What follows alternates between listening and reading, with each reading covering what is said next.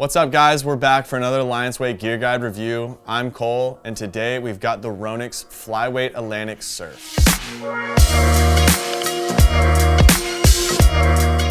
So this board for Ronix is brand new for 2022. The Flyweight Atlantik Surf model is a true rendition of a surf style board. The construction of this board is lightweight. That's why it's got the name Flyweight, because it's got a true surf core on the inside. So it's super light. It is also very sensitive, so it will ding pretty easily, but you get that light responsive board underneath your feet. Overall, the thickness of the board, it's pretty much standard for a wake surfer, but I will say it is a little bit thicker, especially in the tail here. Now the tail shape is called a Fang Tail, and it does help reduce a little bit of that drag with that shape. This tail is very thick, like I said. So majority of your push is coming from this tail. It's where you're gonna generate a lot of your speed.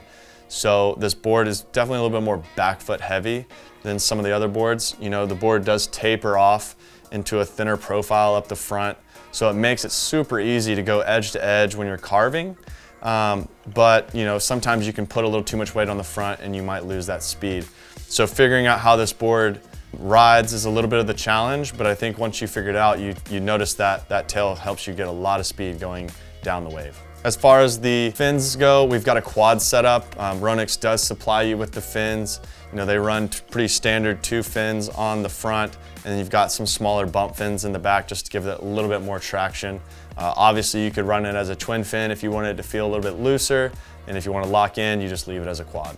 The rail on the board is a little bit blended. It's not a smooth, perfectly round surf shape rail. It does have a little bit of an edge to it. I think that helps a lot with just the overall quickness and the aggressiveness you can have when you go into those bottom turns and those top turns. That rail helps just grip the water just a little bit more for you, so you have a little bit more control. This board comes with a nice track pad. It's very grippy, so you don't have to put any wax on the board and get that wax melted off the board and on your boat. You don't want that, so don't worry about that. You got a nice track pad here. This one right here is a 4.7. They also make it in a 4.5 and a 4.9 as well. I think the 4.7 is a great size for me. I think if you're a bigger dude, go step on that 4.9. Maybe if you're a little bit smaller or a girl or something, you can jump on the 4.5. But I think overall this board's pretty thick, so whichever one's gonna suit your style, I don't think you'll have a problem with keeping up with that wave. Like I was saying earlier, the core is a true surf core, and with that, you wanna be extra careful. This isn't a board that you can just throw into your locker of your boat or just throw it in the back of your truck. You wanna take care of it just like a real surfboard, which I think is really cool.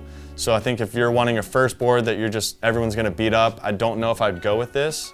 But as far as getting a very advanced board, you're really trying to get those airs and really trying to have nice big hacks and just take your riding to the next level, this is a board that can do that. The first thing we check out is stays in wave. We go 1 through 10, 1 meaning it's falling out the back, you're struggling, 10 means it's super fast, you're almost running into the boat. This board right here, like I said, is pretty thick. So when you have a board with a lot of volume, you're gonna have plenty of speed. It's gonna sit higher on the water, so it's obviously gonna be a lot faster. On the scale, it lands on an 8. It's not a 10, you're not out of control on it, but like I said, a lot of it is in the tails where you get majority of your speed.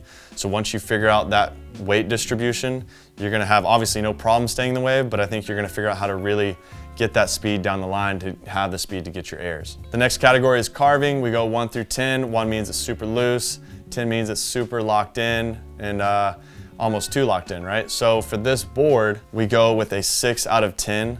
Typically with a board you're running as a quad, you get a little bit more traction. Like I said, you can run with the twin fin, that would loosen up a bit for you. So it really depends on how you wanna ride, but overall, with the hybrid rail here, it's rounded, but it's still a little sharp, so you do get an aggressive carve. But I think that's nice because when you're wake surfing, the wave's so small, you need it to react quick. You need to make those kind of smaller. You can't make super deep turns. So with that, this board digs in real nice, and you can snap on the wave or come up that wave with that speed and get the pop that you want. Speaking of pop though, we go 1 through 10 as well on this. 1 means no pop, 10 means to the moon. Now for this board, the pop comes from a lot of speed, right? You need a lot of speed to come down the wave and get up to get that air, right? A lot of this comes from the back of the tail here. You got a lot of, most of your speed's coming from the back of the tail. You got a lot of foam there, you're waiting, and then once you put on the gas, this board does come down the line pretty quick, and it does, the edging is nice and controlled, so when you're coming up that lip, you get enough speed and you're controlling yourself to where you're getting a really good pop. It's also really light, so it comes up and it stays up underneath your feet nicely. That's why I feel like it lands at a 7 out of 10. The last category we check out is ability. We go 1 through 10. 1 means it's made for a beginner, 10 means it's an expert. And if a board lands on the downside, that just means it's more capable for everybody to ride. But if it's lower, you're not really gonna have a board that you can progress as much. Now the Flyweight does land at a 6 on the scale, so that puts it up kind of more toward the expert side. And I wouldn't say that you couldn't put a beginner on this board. I think a beginner would be able to stay in the wave fine, but I think that you gotta really know how to ride this board to really use it for what it's made for and maneuver it the way it should be. I don't think that a beginner would struggle. They would get what they needed out of it, but like I said, it's a very fragile board, so that plays into it.